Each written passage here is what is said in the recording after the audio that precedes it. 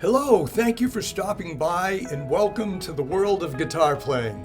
My name is John Vito and I've been playing guitar for over 50 years, and many of those years professionally and many of those years as a guitar instructor. This is lesson 1 of my Guitar Lessons for Beginners series, part 1. Let's get you started on your guitar playing journey.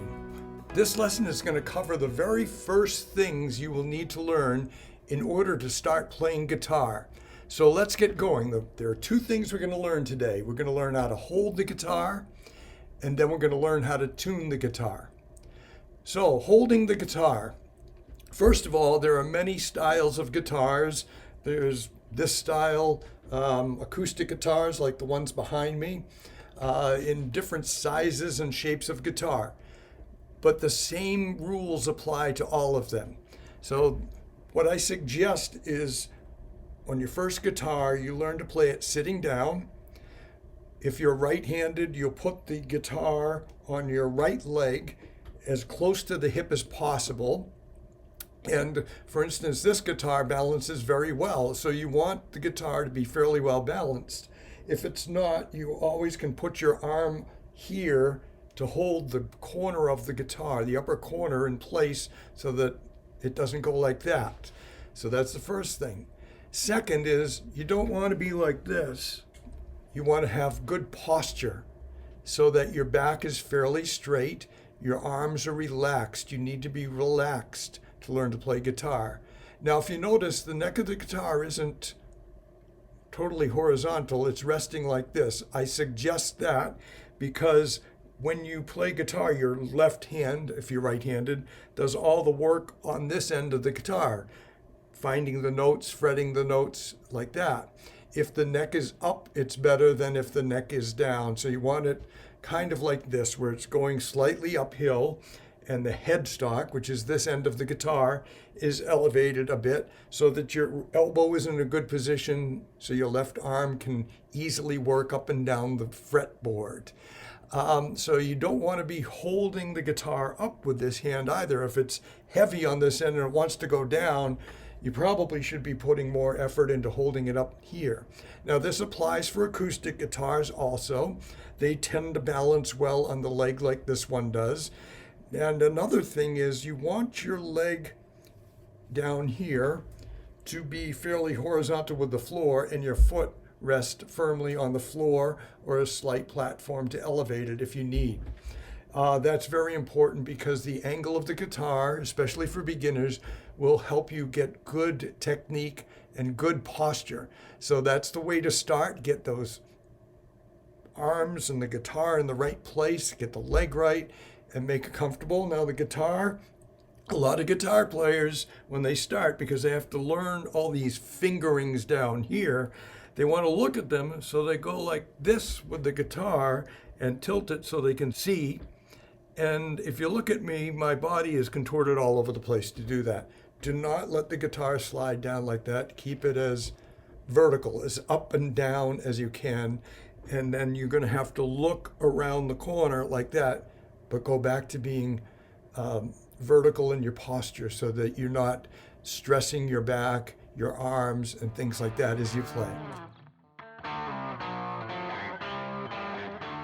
The guitar consists of 6 strings from low to high, and the names of the pitches on the strings are E, A, D, G, B, E. Now, this is what is called standard guitar tuning. There are many tunings for guitar, but well over 95% of songs that you hear are played on guitar in standard tuning. So that's where you start, because that is where everybody starts and everybody plays. Most guitar players just play in standard tuning. Some vary it up with different tunings, but that's the way the guitar is tuned. E, A, D, G, B, E. Now, there are many ways to tune it. One is to go to a piano and play that low E, which is the second octave E from the lower end of the piano, A, D, G, B, E, and match those pitches on the piano. But if you don't have a piano, and many don't, there are many other ways to do this. And the most common way today is an electronic tuner. Now, there are several kinds of electronic tuners. One I don't have myself is a clip-on tuner that goes up here on the neck of the guitar and the headstock, and it senses the vibration of the strings. That is what gives you the pitch, the string vibration, because this note down here vibrates at a much lower frequency than this note up here. They're two different frequencies. And the tuner that clips on here will tell you how close the string is tuned to the proper frequency. This is a phone app tuner. You can get them on whatever kind of phone you're using, most likely. They're generally free or very little cost, or the free ones might have some ads on them, but they work fine. If you notice, this one has the strings from the low E, which is the top string, to the high E, which is the bottom string. So let's see, the low E right here is an E2, and you can see that it's close to right in the center, which means it's in tune. The next one, A, appears to be in tune on the app. D3 appears to be pretty close to in tune. G is in tune. The B string is in tune. And the E string is in tune. So that's how a guitar tuner will let you know that the song is in tune. Another one is a pedal model. You're not going to hear it because this particular one shuts off. There's the E, but now it's just going to let me know which string it is and whether it's in tune or not. This is good when you're a professional musician and you need to have it on stage so you can tune up as you need. There are many brands of these and they're not that expensive. So you have those three electronic versions. Okay, now that you know the different types of tuners you can use, let's go over how you're going to do it. First thing is, you can't tune a guitar when you just go like that, because it's just a jumble of notes. And the tuner won't be able to identify which note you're playing. So you have to do it one string at a time. And usually you start at the top string, which is the low E. And if it's a little out of tune, the tuner will show you that it's flat. And as it gets into tune, it'll adjust it up. Let's see if you can see this. Now it's green, that's in tune.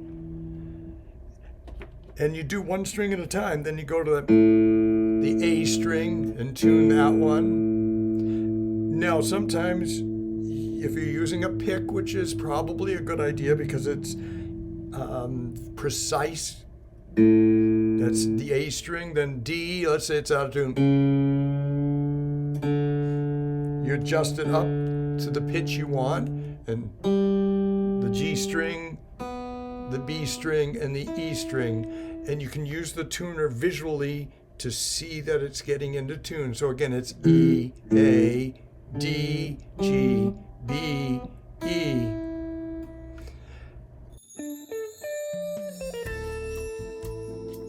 Okay, this is the advanced portion of tuning your guitar. I'm using the acoustic guitar for this because it's easier for you to hear what's going on in the tuning of the guitar. Right now I have the guitar and it's out of tune because if I play this E chord,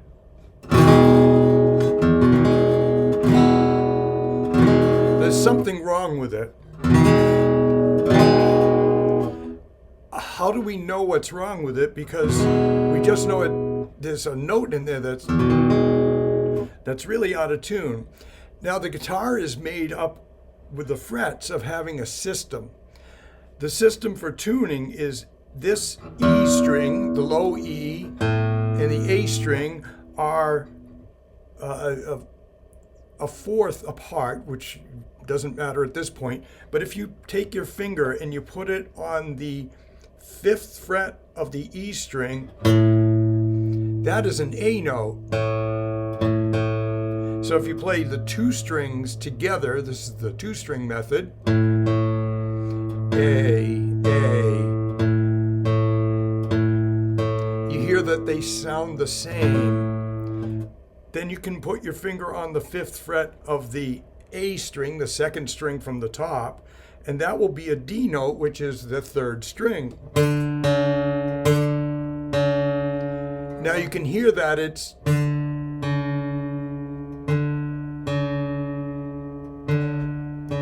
off. Now, we know that these two are correct, the E string and the A string, so we know that string must be off, and it sounds a little low.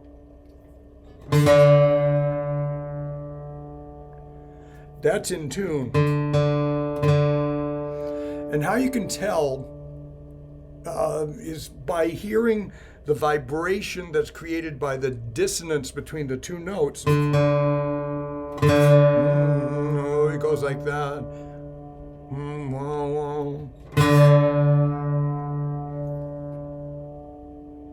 And when they're in tune, there's no dissonance. And the same can be true from the D string to the G string. 5th fret on the D string is a G note. They're not perfectly in tune, but they're close enough. Now the guitar's odd because the same rule doesn't apply from the G string to the B string, because they're spaced differently. So you have to go to the 4th fret of the G string, and that's a B note. And then from the B string to the E string, you go back to the 5th fret of the B string, and it's an E note. So you have it like that. So the whole thing can be done by just tuning all the 2 notes together, and then you have a chord that is consonant and not dissonant, and it all makes sense. There are many other ways to tune the guitar, which I can do a lesson on at a later point, without a tuner. This is how to tune it without a tuner. You use your ear. So as a guitar player, you're going to learn to listen. Listening is the most important part of guitar playing, because that way you can understand what you're playing by listening to it, and you can learn by listening to others. Okay, I hope you enjoyed this video and that you view the rest in this series and move on from there to other videos that are going to take you to another world of guitar playing. Thank you for watching.